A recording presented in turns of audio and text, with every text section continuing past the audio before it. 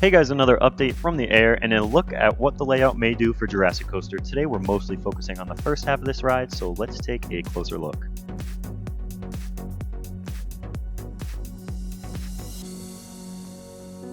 Some more supports in on the back half of the ride where there is rumored to be a stall element after the top hat.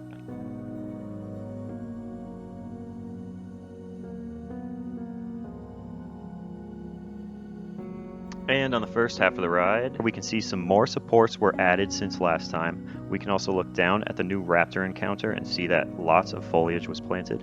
Other than that, no new track, but quite a bit of new supports. So when looking at supports and the overhead layout from Theme Park Stop, we can make some assumptions about what the layout will do exactly. So none of this is confirmed, but here's what is expected out of the layout from me. Out of the station, you'll pause for a show scene in this area before being launched to likely just over 50 miles an hour into the first inversion, a tilted Immelman. Then dip down and go into the second inversion, a dive loop.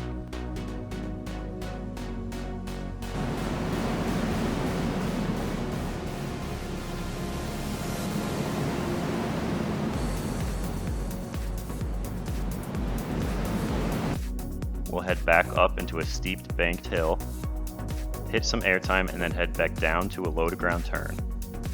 Back towards the first inversion, we'll turn left and hit a heartline roll.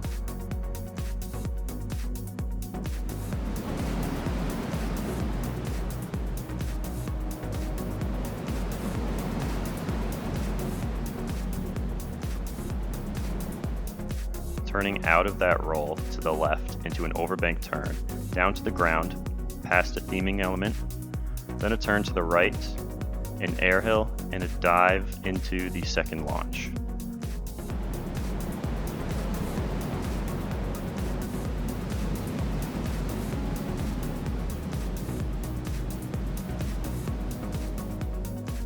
Now the really crazy news is the ending of this ride. With some new images from BioReconstruct on Twitter, we see some 90-degree connectors on these supports near the end, which signal either a crazy fast left-right or a heartline roll just feet above the water. This ride's going to be awesome. It looks great.